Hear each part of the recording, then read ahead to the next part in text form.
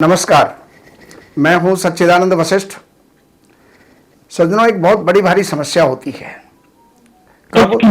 जब हम विवाह की मैचिंग करवाते हैं और विवाह की मैचिंग के अंदर 8 चीजों को देखना होता है।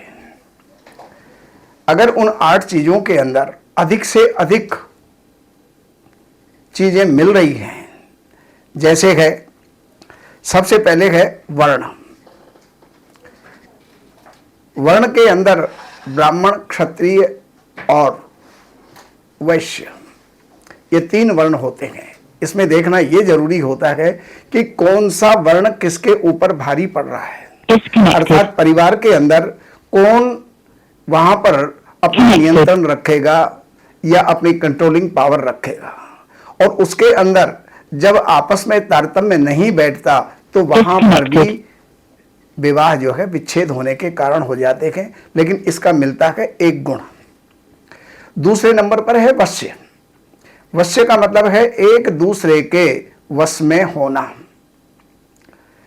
अब वश्य में एक दूसरे के वश में तो स्त्री और पुरुष दोनों को ही होना होता है, लेकिन किसका किसके ऊपर कंट्रोल ज्यादा है उससे जो है वश्य देखा जाता है और इसके 2 गुण मिलते हैं। तीसरे नंबर पर होती है तारा। तारा 9 होती हैं। इनके अंदर वध, मृत्यु और प्रत्यरी, ये तारा जो है आपस के अंदर नहीं होनी चाहिए। अगर ये हैं तो वर और वधु एक दूसरे के लिए घातक होते हैं, तो वहां पर इनके 3 गुण होते हैं, वो कट जाते हैं। चौथे नंबर पर आती है योनि, और इनका एक एक जो मैं क्रम बोलता जा रहा हूं उनका एक एक ही गुण बढ़ता चला जा रहा है। अब योनि है तो योनि भी किसी की गऊ है, किसी की सिंह है, किसी की स्वान है, किसी की बिलाव है, किसी की सर्प है, किसी की नकुल है। तो कौन योनि किसकी जो है शत्रु है, तो उन बातों को उसके अंदर देखा जाता है कि इनका तारतम्य कैसा बैठेगा। अगर वहां पर शत्रु योनि है तो 4 गुण कट जाते हैं, उनके आपस में मिलान नहीं होता या उनकी जो है गाड़ी पटरी के ऊपर नहीं चल पाती है या उनमें आपस में तनाव रहता है। अब आगे एक चीज आती है ग्रह मैत्री। इसके 5 गुण होते हैं और 5 गुण ग्रह मैत्री के अंदर, जैसे किसी का मालिक मंगल है, किसी की राशि का स्वामी मंगल है, किसी का बृहस्पति है, तो आपस में मित्रता है तो उनकी गाड़ी चल पड़ेगी। और जिनकी शत्रुता होती है, जैसे एक का मालिक मंगल है, एक का मालिक शनि है, एक का मालिक मंगल है, एक का मालिक जो है शुक्र है, तो ये शत्रु राशियां हो जाती हैं और शत्रु राशियां होने पर तारतम्य नहीं बैठता है, आपस में शत्रुता रहती है। और विवाह जो किया जाता है एक सुखद जीवन यापन करने के लिए विवाह किया जाता है, और वहां पर वो तारतम्य नहीं बैठने के कारण से जीवन हमारा दुश्वार हो जाता है, निरर्थक हो जाता है। जब एक दूसरे के अंदर प्रीति नहीं है, प्यार नहीं है, प्रेम नहीं है, सहानुभूति नहीं है, तो वो फिर वैवाहिक जीवन की गाड़ी हमारी खींचना बड़े मुश्किल हो जाती है। ग्रह मैत्री के बाद में आता है गण, और गण के अंदर देव, मनुष्य और राक्षस गण होते हैं। अब इनमें अगर एक का देवगण है और एक का मनुष्य गण है तो चलेगा, एक का देवगण है दूसरे का देवगण है तो भी चलेगा, बहुत बढ़िया गाड़ी चलेगी, 6 गुण मिलते हैं। और एक का मनुष्य है दूसरे का भी मनुष्य है तो भी चलेगा, लेकिन एक का मनुष्य और एक का राक्षस हो जाता है तो ऐसी स्थिति के अंदर राक्षस जो है वो तामसी प्रवृत्ति का होता है, मनुष्य सात्विक प्रवृत्ति का होता है। तो सात्विक प्रवृत्ति के सामने तामसी प्रवृत्ति जो है वो हावी हो जाती है, या ये समझिए कि राक्षस और मनुष्य का योग नहीं बन पाता है। ऐसी स्थिति में इनके जो गुण होते हैं वो 6 गुण होते हैं, और 6 गुण हमारे कट जाते हैं अगर मनुष्य और राक्षस हुआ तो। अब इसके आगे जो बकूट होता है, बकूट भी 3 प्रकार का होता है। एक राशि से दूसरी राशि दूसरी और 12वीं हो, यानी वर की राशि से कन्या की राशि 12वीं हो तो ये जो है ये भी भकूट होता है, इसको द्विर्द्वादश कहते हैं। और वर की राशि से कन्या की राशि दूसरी हो तो इसको दूसरा स्थान कहते हैं। तो द्विर्द्वादश यानी 2 और 12, तो ये योग भी ठीक नहीं होता, दरिद्रता देता है। एक भकूट दोष होता है नवम पंचम, एक राशि से दूसरे की राशि नवी या 5वीं हो तो वहां पर नवम पंचम दोष होता है।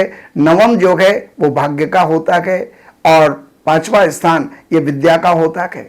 तो एक व्यक्ति अगर भाग्य को प्रधानता देता है और एक व्यक्ति अगर विद्या को प्रधानता देता है तो वहां पर भी आपस के अंदर टकराव होता है और इसके जो गुण हैं वो 7 होते हैं। एक भकूट दोष होता है षडाष्टक, 6ठा और 8वां, यानी एक दूसरे के प्रति रोग देना। अगर कन्या की राशि से वर की राशि 6ठी पड़ती है तो वो जो है कन्या के लिए रोग कारक होता है, और वर की राशि से कन्या की राशि 6ठी पड़ती है तो वो जो है वर के लिए रोग कारक होती है। और अगर इनकी एक दूसरे की राशि 8वीं हो जाती है तो मृत्यु कारक हो जाता है। तो यहां पर 7 गुण इनके जो है कटते हैं या प्राप्त होते हैं। और एक 8वां है, 8वां कूट है, वो है नाड़ी, नाड़ी दोष। नाड़ी 3 प्रकार की होती है और नाड़ी जब 3 प्रकार की होती है, आदि, मध्य और अंत्य। अब नाड़ी को आप जानते हैं कि नाड़ी जो है एक तो हमारी नसों को नाड़ी कहते हैं और वैद्यक में आयुर्वेद के अंदर ये नाड़ी जब देखी जाती है तो उसमें आदि नाड़ी, मध्य नाड़ी और अंत्य नाड़ी है। यानी वात, पित्त और कफ, उनको देखा जाता है किसका रोग व्यक्ति को हो रहा है। और यहां पर अगर एक की नाड़ी जो है वात है और दूसरे की भी वात हो गई तो वहां पर वात रोग की प्रबलता हो जाएगी। वात रोग के कारण से जो है मृत्यु हो सकती है, कफ के कारण से मृत्यु हो सकती है, पित्त के कारण से मृत्यु हो सकती है। तो नाड़ी दोष के सबसे ज्यादा गुण होते हैं 8, या तो वो प्राप्त होते हैं या वो कट जाते हैं। तो यहां पर कुल मिला करके जितने जो गुण होते हैं उनका टोटल होता है 36, और 36 के अंदर भी हमें 18 गुण का मिलना बहुत आवश्यक होता है। अब यहां पर शास्त्र ये कहता है कि अगर गुण हमारे 18 ही हैं लेकिन फिर भी उसमें राशि मैत्री नहीं है तो क्या करें, तो उसको छोड़ देना चाहिए। कारण कि न वर्ग वर्णो न गणो न योनि द्विर्द्वादशे नैव षडष्ट केवा तारा विरुद्धे नव पंचमे च राशि समैत्री शुभदो विवाह। अगर राशि मैत्री है तो वर्ग दोष, वर्ण दोष, तारा दोष, वश्य दोष, योनि दोष, द्विर्द्वादश, नैव षडष्ट केवा, षडाष्टक योग, ये सब जो है उसके अंदर उनका शमन हो जाता है या समाप्त हो जाते हैं या उनको देखने की आवश्यकता नहीं रह जाती, केवल एक नाड़ी को छोड़ करके।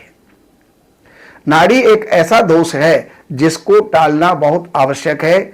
लेकिन सज्जनों, लोगों में क्या भ्रांति है कि नाड़ी दोषस्तु विप्राणाम, नाड़ी दोष केवल ब्राह्मणों को देखनी चाहिए। नहीं भाई, दोष तो दोष है, वो हर किसी को लागू होता है।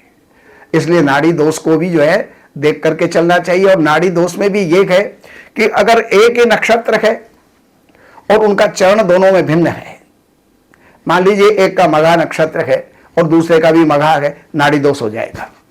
लेकिन अगर एक का पहला चरण है और दूसरे का जो है तीसरा है, चौथा है, तो वहां पर चरण भिन्नता के कारण से वहां पर नाड़ी दोष नहीं रहेगी। राशि 1 है और नक्षत्र 2 हो जाते हैं, या फिर नक्षत्र 1 है, राशि 2 हो जाती है। जैसे मृगशिरा नक्षत्र है, वे वो 2 अक्षर आदि के अंदर आ जाते हैं और वे कै की ये जो है तीसरे और चौथे चरण में आ जाते हैं। तो यहां पर एक की मृगशिरा नक्षत्र है और उसका जो है पहला चरण है, दूसरे का चौथा चरण है या तीसरा चरण है, तो यहां पर नाड़ी दोष नहीं रहती। तो ये ऐसी स्थिति के अंदर विवाह जो है हम कर सकते हैं। तो यहां पर अगर राशि मैत्री मात्र है और नाड़ी दोष नहीं है तो फिर आप जो है विवाह कर सकते हैं। ये शास्त्र हमें मान्यता देता है या आज्ञा देता है। बाकी आपको और भी किसी विषय की जानकारी की आवश्यकता है तो इन नंबरों के ऊपर संपर्क करके कार्यालय से अपॉइंटमेंट लेकर के और कार्यालय की सेवाएं हैं वो अर्पण करके और आप जो भी जानना चाहते हैं वो जान सकते हैं। नमस्कार।